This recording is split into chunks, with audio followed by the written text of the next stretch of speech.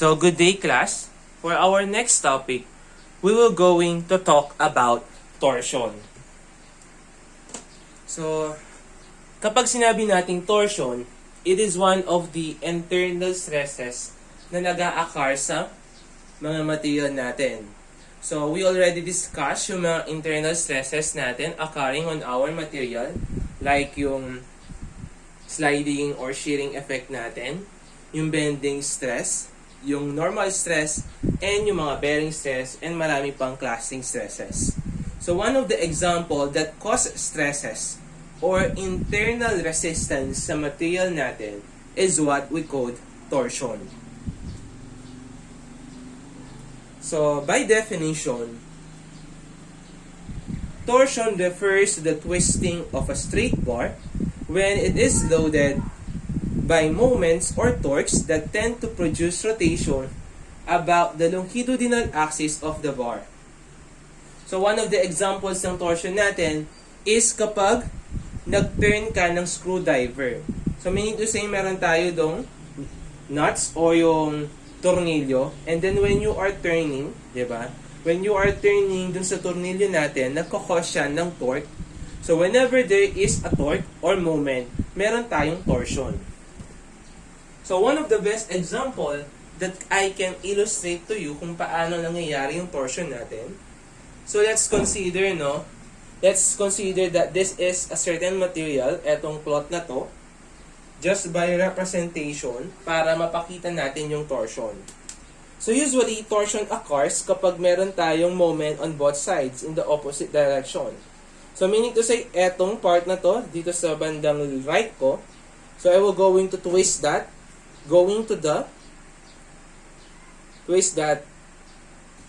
na clockwise, tapos eto naman sa left ko, I will going to, sorry, this is right pala, I will going to twist this counterclockwise. Yung sa left ko naman, I will going to twist that clockwise naman. Basta contradicting yung rotation natin. So, yung mangyayari, if we have a twisting moment, yung mangyayari sa beam natin, sa fiber ng material natin is magtitwist siya. So, itong mga fibers natin na kanina is straight lang or horizontal lang, diba?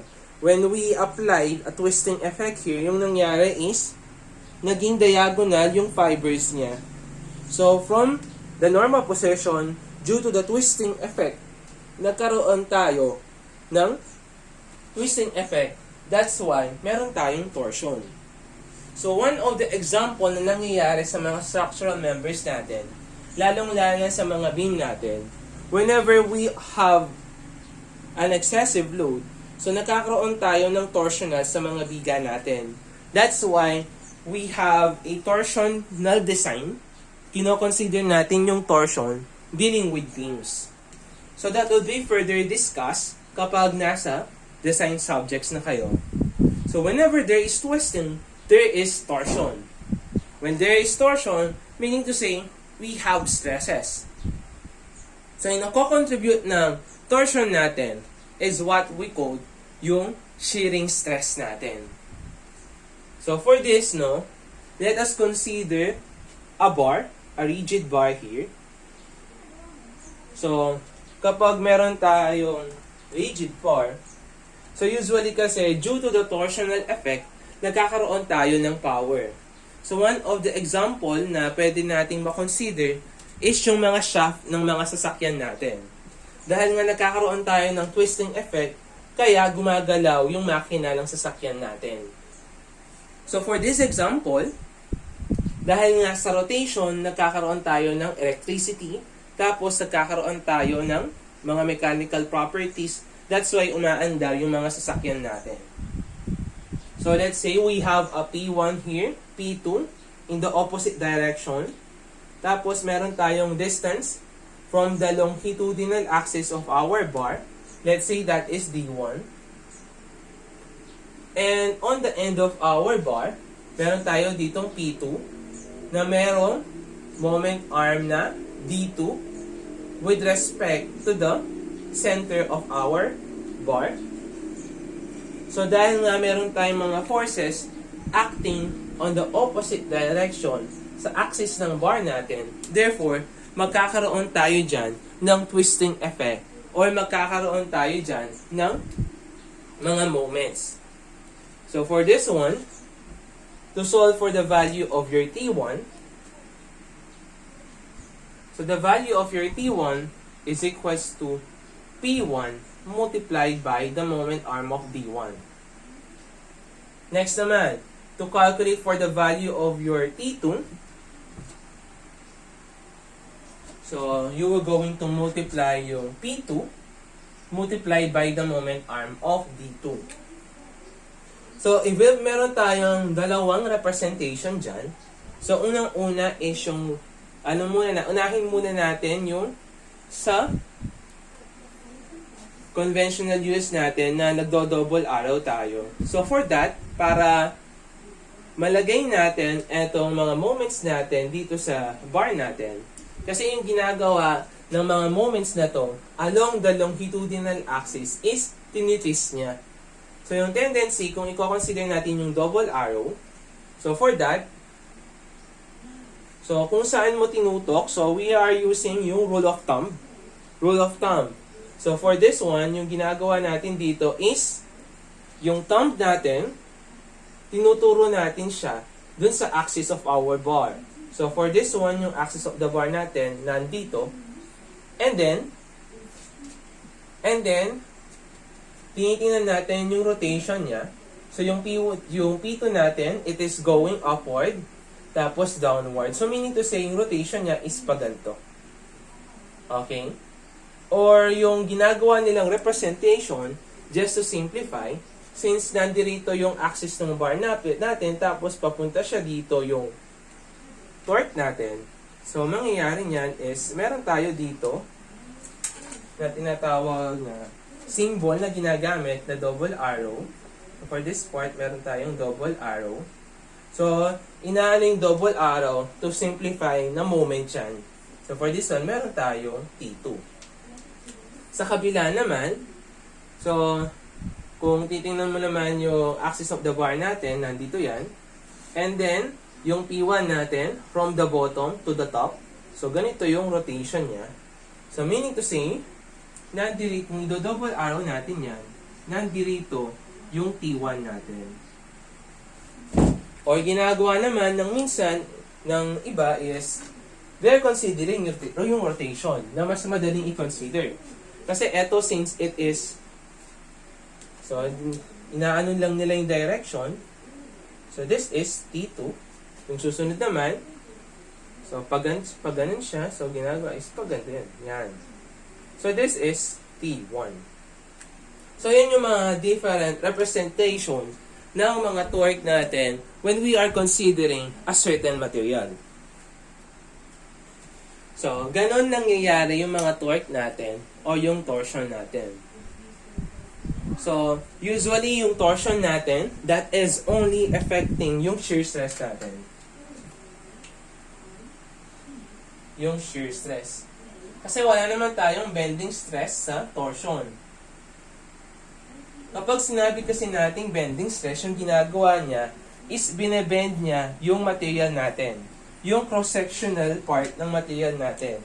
So for this part, hindi naman na-bend yung cross-sectional area ng material natin. That's why wala tayong bending stress. So what if, nagkakaroon lang tayo ng bending stress whenever na yung cross-sectional ng material mo is nag-bend siya. So for this example, let's say, ito yung original cross-section ng beam mo. Magkakaroon lang tayo dyan ng bending stress kapag nag-bend yung cross-sectional area mo. Ayan. So, eto ngayon na shaded by kulay red, yun yung bagong forma ng cross-sectional area mo. Since, dahil nga by principle of twisting, so, hindi naman tayo nagkaroon ng bending, hindi naman kasi na-bend yung material natin. So, that's why wala tayong bending stress sa torsion, only shearing stress. So, yung hahanapin natin dito is the torsional So, meron tayong tinatawag na torsional shearing stress. So, yun yung tawag natin shear stress due by torsion.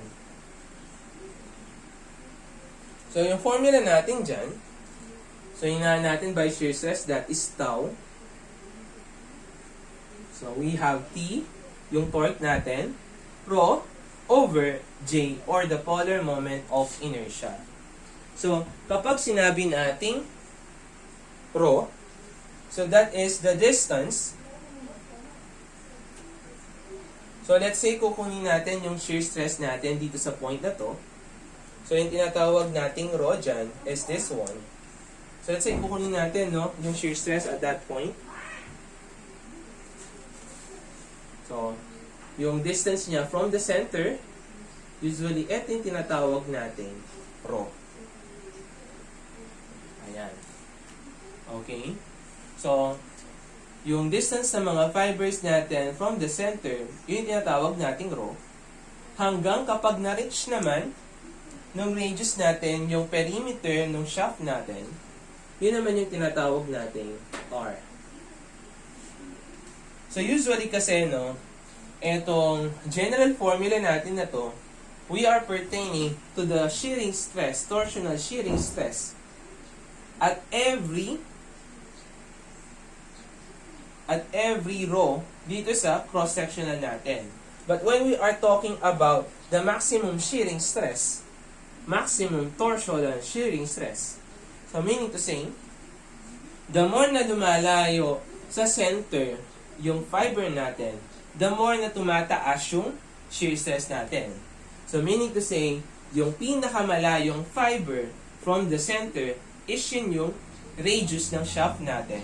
Kaya nga yung magiging formula natin is TR over J in computing for your torsional shearing stress maximum. So I will going to illustrate, no, by the diagram yung mga shearing stress natin. So that will be here. So at this point, nandun yung maximum shearing stress natin. So for this part, eto yung shear force natin. Ito yung tinatawag nating maximum. Okay. So, habang lumalayo ka sa center ng shaft natin, is tumataas yung value ng torsional shearing stress natin. In other words, at this point, dun sa pinakagitna ng shaft natin, the value of your shearing stress is equal to 0. So, yung mga formula natin, it was only applicable sa mga circular shaft natin. Kasi yung tendency ng mga circular shaft natin, unlike dito sa material natin na to, kapag nag-apply tayo ng twisting, yung cross-sectional area ng material na to, nag-iiba. Okay? Hindi katulad ng sa mga circular shaft natin. So, usually, mag-consider tayo ng steel na circular shaft. So, yung tendency is kahit na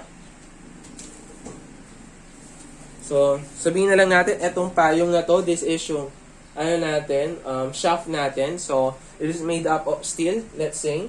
So, kahit na gaano yung gagawin mong twist dito, yung cross-sectional area ng rod natin, hindi mag-iiba. Unlike dun sa naunang material natin.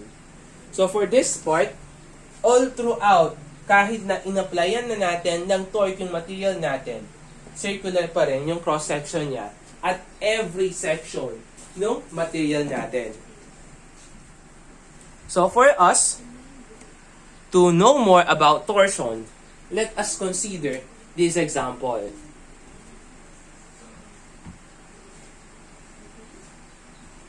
So, by the way, when we are talking about polar moment of inertia, meron tayong diyang mga formula that is yung Ix plus Iy.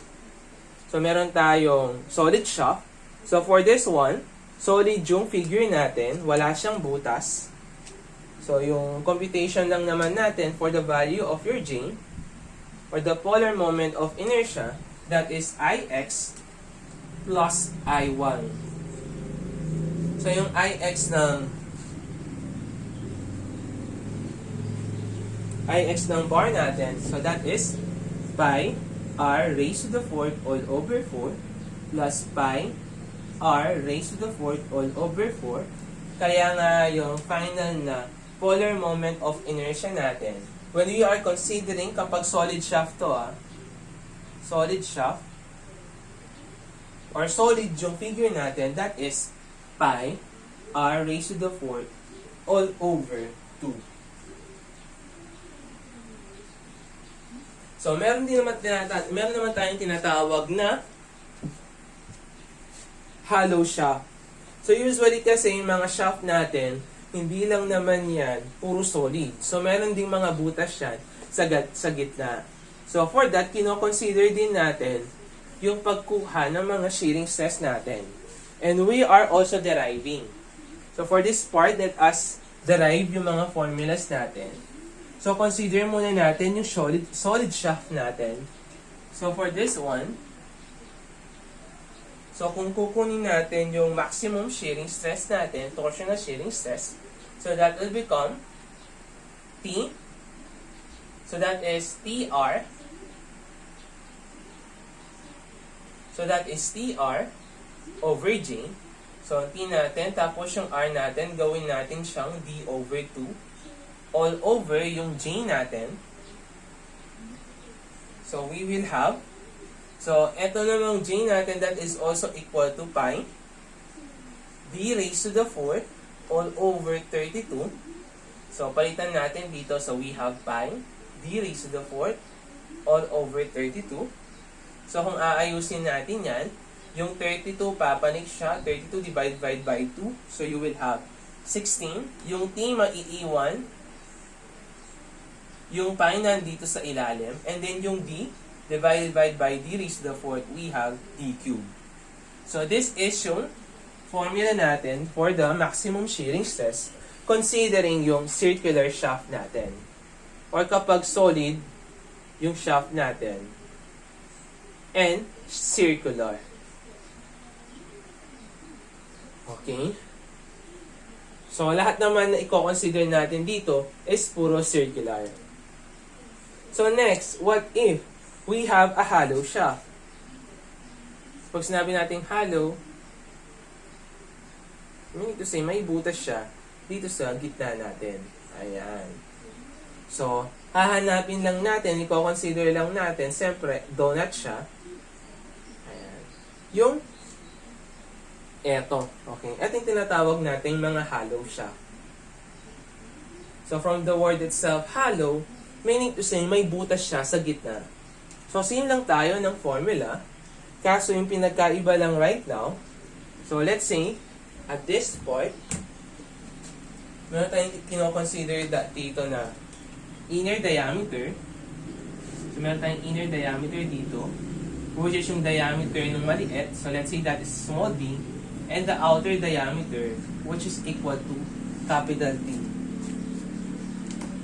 So, by that, so yung J natin dyan, obviously, so we have J is equals to, yung buo muna, so let's say na i-consider na lang natin is in terms of D, so we have pi, D raised to the 4th all over 64, all over 32, minus yung smaller natin na pi, D raised to the 4th all over 32. So, kung aayusin natin yan, we have pi over 32 D raised to the 4th minus D, small d raised to the 4th. So, kung ilalagay natin yan sa formula, so we will have T 16T over pi D raised to the 4th minus small d raised to the 4th. So, ganun na lang naman yung illustration natin when we are dealing with the maximum shearing stress sa torsion. So, for this, let us solve for the value of our maximum shearing stress. Since it is a solid shaft, yung solid shaft yung i-consider natin. So, for this one, let us apply yung formula natin, which is equal to,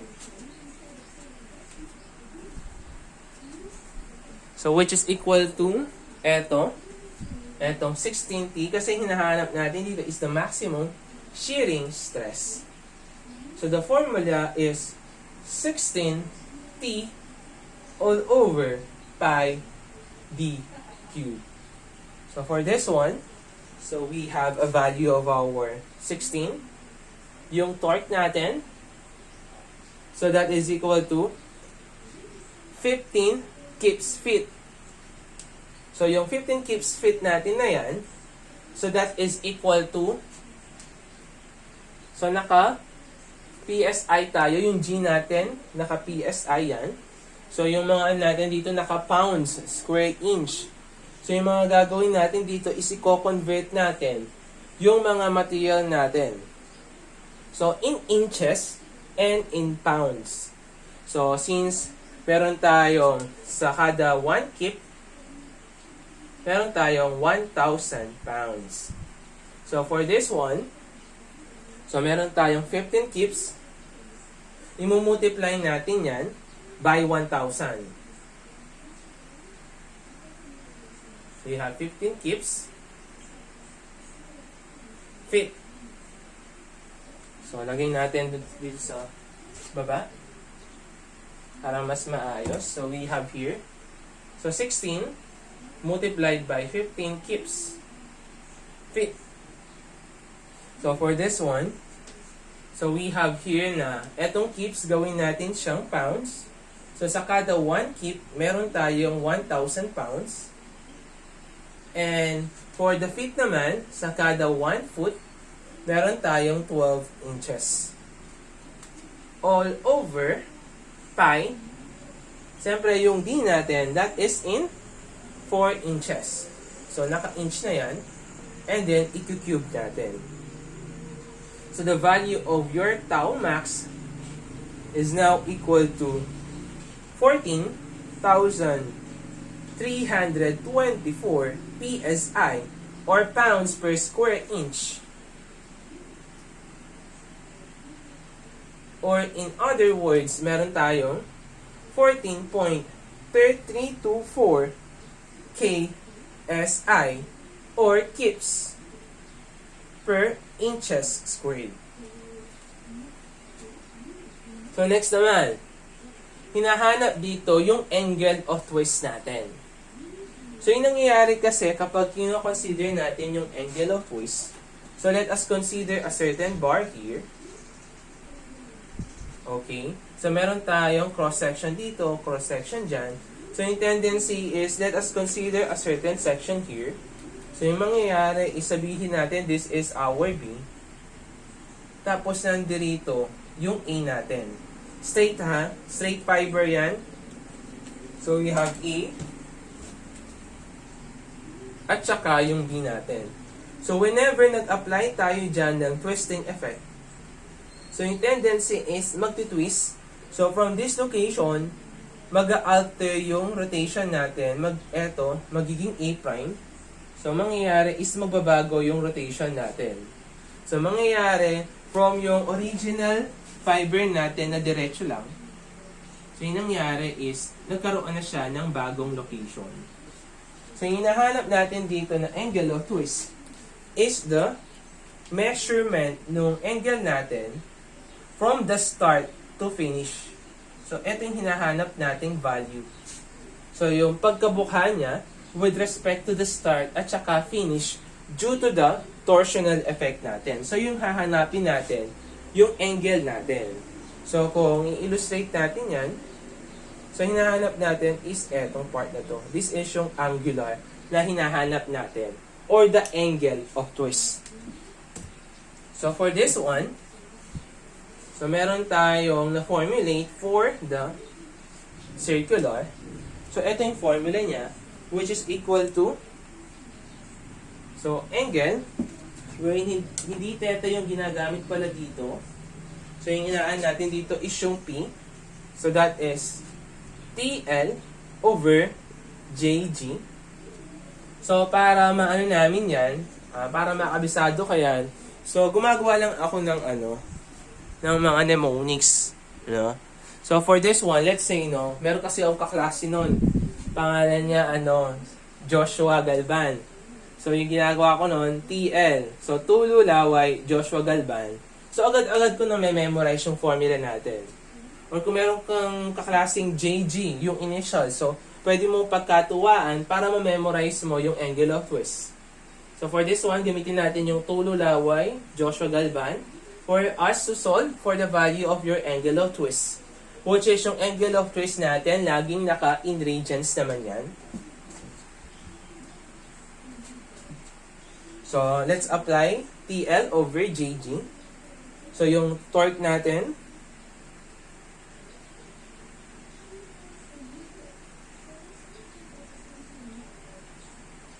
so, yung torque natin dyan is equals to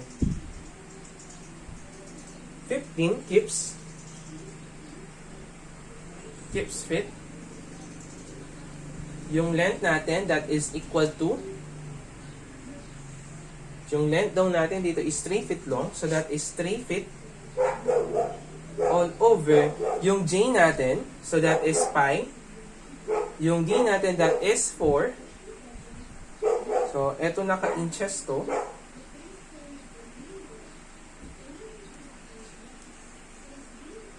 All over 32 multiplied by, so yung G natin or the shearing modulus is 12 times 10 raised to 6 pounds per square inch. So for this one, so yung gagamitin natin dito lagi ha, in terms of pounds and in terms of feet. So for this one, meron tayo dito na kips. So gagawin natin siyang pounds. So we have, multiply lang natin yan na 1,000 pounds is equals to 1 kips. And then, eto feet times feet squared.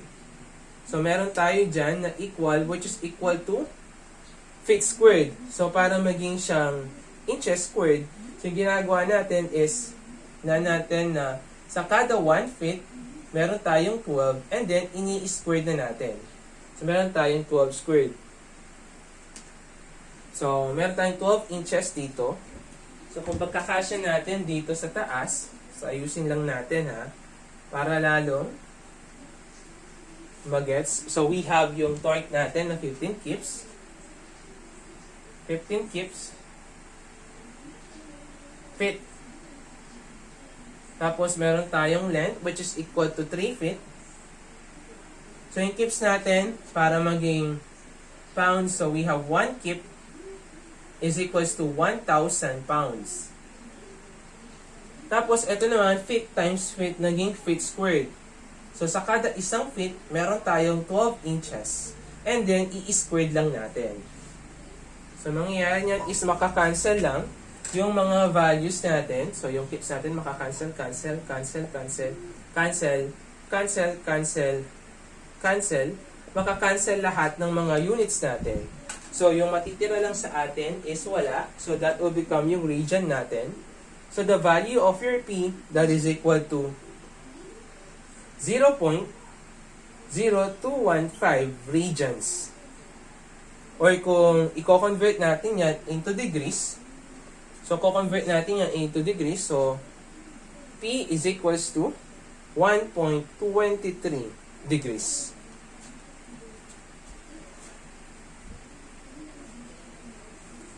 Kasi yung mangyayari niyan is i-multiply mo to by 180 over 5. So, kung i-multiply mo yan by 180 over 5, talalabasan niya is 1.23 degrees.